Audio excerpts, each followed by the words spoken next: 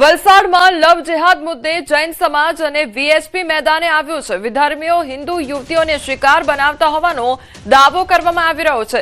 તો બોરડીની બે યુવતીઓએ વિધર્મી સાથે લગ્ન કરી લેતા વિવાદ સર્જાયો છે। ગુજરાત અને મહારાષ્ટ્રના લગ્નના કાયદામાં તફાવત છે। લગ્નના કાયદામાં તફાવતનો વિધર્મીઓ ફાયદો ઉઠાવે છે। જૈન સમાજ અને વીએચપી પોલીસ વડાને આવેદન આપ્યું છે। મહત્વનું છે કે ગુજરાતમાં લવ મેરેજ કરવા માટે માતા પિતાની સંમતિની જરૂર પડે છે, જ્યારે મહારાષ્ટ્રમાં આ પ્રકારનો કોઈ કાયદો ન હોવાથી વિધર્મી યુવકોએ મહારાષ્ટ્રમાં લગ્ન કરી લેતા હોવાનો જૈન સમાજ દ્વારા આક્ષેપ લગાવવામાં આવ્યો છે। જ્યાંના છોકરાઓ કે અસામાજિક તત્વો બોરડી ગોલવાડા આ એરિયામાં ભણવા માટે આવે છે અને છોકરીઓનું ફસાવણું કરે છે ત્યાં એરિયામાં। હવે અહીંયા એક લૂપહોલ એવી રીતના છે કે ગુજરાતમાં કાયદો છે કે છોકરીઓ સાથે કે છોકરા છોકરીને મેરેજ કરવા હોય તો અહીંયા 1 મંથની નોટિસ પીરિયડ અથવા ઇન્ટિમેશન પેરેન્ટ્સને જાય છે, બટ અહીંયા મહારાષ્ટ્રમાં એ રૂલ નથી। એનો લૂપહોલનો ફાયદો ઉચકે છે લંડન અથવા આવી રીતના એમને લઈ જાય છે બ્રેન વોશ કરીને। અહીંયાથી અમે એ મુદ્દાને લઈને અહીંયા એસપી સર પાસે આવ્યા હતા, એમને રજૂઆત કરી છે, એમને બધી જાણ કરી છે। અમદાવાદમાં હત્યાનો સિલસિલો યથાવત જોવા મળી રહ્યો છે। સરખેજમાં વધુ એક હત્યાનો બનાવ સામે આવ્યો છે। લગ્નના માત્ર 3 મહિનામાં પતિએ પત્નીની હત્યા કરી કાઢી। 20 વર્ષીય પત્નીની પતિએ હત્યા કરી કાઢી તો અગમ્ય કારણોસર પતિએ હત્યા કરી। ઊંઘમાં જ પત્નીને છરી મારી હત્યા કરી કાઢી। સરખેજ પોલીસે પતિ મેહુલ સામે ગુનો દાખલ કર્યો છે।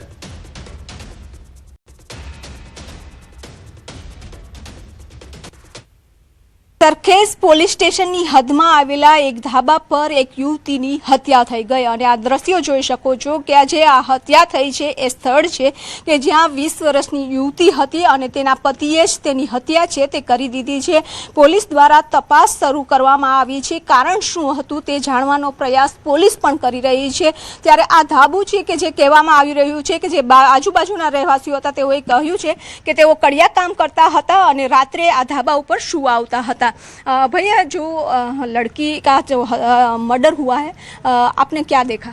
मैंने कुछ नहीं देखा, खाली ये देखा ये पड़ा है, जब मैं है ही नहीं था यहाँ पे। ओके, तो क्या करते थे वो पता है आपको? वो एक कड़िया काम करते हैं ना। ओके, हाँ। रोज आते थे यहाँ पर सोने के लिए? यही डेली ये पूरा ढाबा पूरा बढ़िया रहता था, पूरे रहते थे ऊपर। उसका झगड़ा कुछ हुआ है, ऐसा हुआ था? पता ही नहीं है कुछ मैडम, इतना होता तो मैं आपको खुद ही बता देता। नहीं तो रात को सोने के लिए सिर्फ आते थे? ये खाली रहते ही नहीं है, इनका खाना पीना यही बनाते थे। वो देखो सब चूल्हा सब बनाया हुआ है, सब तोड़ के इनका सबको बनाया हुआ है ना। वो कहाँ का रहने वाला था? बांसवाड़ा का होगा, कहाँ का उनका गांव तो देखा था, मैं तो उदयपुर का हूँ। हाँ, 2 पत्नी पति।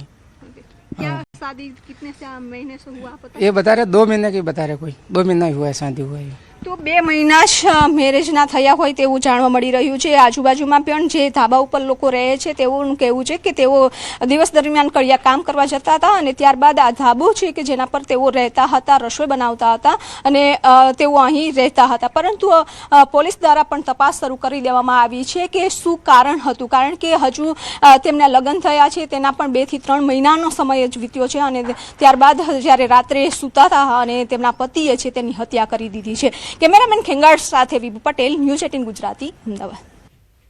સાબરકાંઠાના ગામભોઈ રણાસણ સ્ટેટ હાઈવે પર ગમખ્વાર અકસ્માતમાં 3ના મોત નીપજ્યા છે।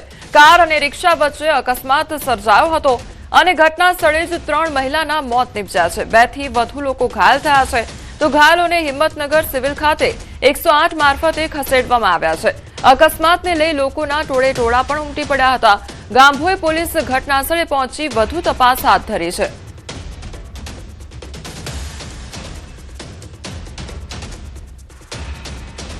રાજકોટના જેતપુર હાઈવે પર પણ ટ્રિપલ અકસ્માત સર્જાયો છે। રિક્ષા અને 2 કાર વચ્ચે આ અકસ્માતની ઘટના સર્જાઈ। ઉપલેટા તરફ જઈ રહેલી રિક્ષાને પાછળથી કારે ટક્કર મારી દીધી તો ટક્કર બાદ કાર ડિવાઈડરની રેલિંગ તોડી સામી લેનમાં ઘૂસી ગઈ હતી અને રાજકોટ તરફ જઈ રહેલી કાર સાથે ધડાકાભેર અથડાઈ ગઈ હતી। અકસ્માતમાં રિક્ષા ચાલક સહિત અન્ય લોકો ઇજાગ્રસ્ત થયા છે। જેતપુર પોલીસે ઘટનાસ્થળે પહોંચી તપાસ શરૂ કરી છે। અકસ્માતને પગલે હાઈવે પર ટ્રાફિક સમસ્યા પણ સર્જાઈ હતી।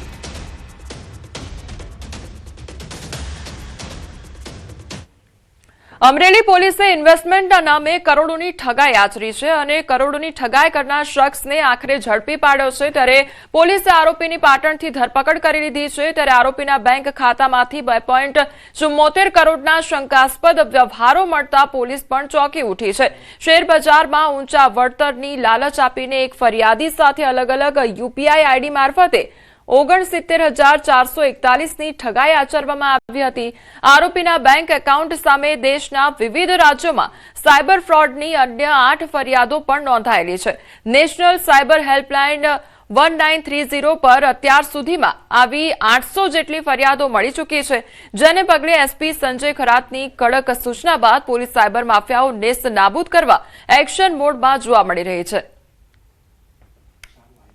જ્યારે અમે આ સાગર અને એનો સાગરીતો છે એ લોકોને અકાઉન્ટનો અભ્યાસ કર્યા ત્યારે આ લોકોને બહુ ટૂંક સમયમાં એટલે છેલ્લા 1 મહિનામાં એના અકાઉન્ટમાં જે ટોટલ ટ્રાન્ઝેક્શન છે એ પણ લગભગ 2.5 કરોડ કરતાં વધારે પ્રમાણમાં ટોટલ ટ્રાન્ઝેક્શન થાય છે જેથી વિસ્તારના જે નાગરિકો છે કે તમારા જે પૈસા સાયબર ફ્રોડના જાય છે એ અલગ અલગ લોકોના અકાઉન્ટમાં આ લોકો લેરિંગ કરીને વાપરતા હોય છે સુરત અને તાપી જિલ્લાની જીવાદોરી સમાન સુમુલ ડેરીની ચૂંટણીની તારીખો જાહેર કરવામાં આવી છે જાહેર થયેલા કાર્યક્રમ મુજબ 10 જૂનથી 24 જૂન સુધી ઉમેદવારી ફોર્મનું વિતરણ થશે જ્યારે 20 જૂનથી 24 જૂન સુધી ઉમેદવારો ફોર્મ ભરી શકશે 27 જૂને ઉમેદવારી પત્રોની ચકાસણી હાથ ધરવામાં આવશે ત્યારબાદ 29 જૂનથી 4 જુલાઈ સુધી ઉમેદવારી પાછી ખેંચી શકાશે તો 15 જુલાઈએ મતદાન યોજાશે અને 17 જુલાઈએ પરિણામ જાહેર કરવામાં આવશે ચૂંટણીની તારીખો જાહેર થતાં જ સહકારી ક્ષેત્રમાં રાજકીય અને સંગઠનાત્મક પ્રવૃત્તિઓ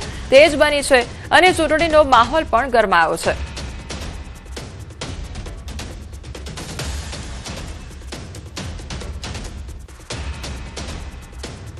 તો સુમુલ ડેરીની ચૂંટણીનો આ મામલો સામે આવ્યો છે ત્યારે 15 જુલાઈ ખાતે મતદાન યોજાશે અને 29 જૂનથી 4 જુલાઈ ઉમેદવારી પરત ખેંચી શકાશે તો સુમુલ ડેરીની ચૂંટણીની તારીખો તમામ જે તારીખો છે તે જાહેર થઈ ગઈ છે 15 જુલાઈએ મતદાન યોજવામાં આવશે અને આ ઉપરાંત 17 જુલાઈએ પરિણામ જાહેર થશે 15 જુલાઈએ મતદાન યોજાશે 17 જુલાઈએ પરિણામ આવશે તો 10 જૂનથી 24 જૂન સુધી જે ઉમેદવારો છે તેમના દ્વારા ફોર્મ જે છે તે પણ પરત ખેંચી શકાશે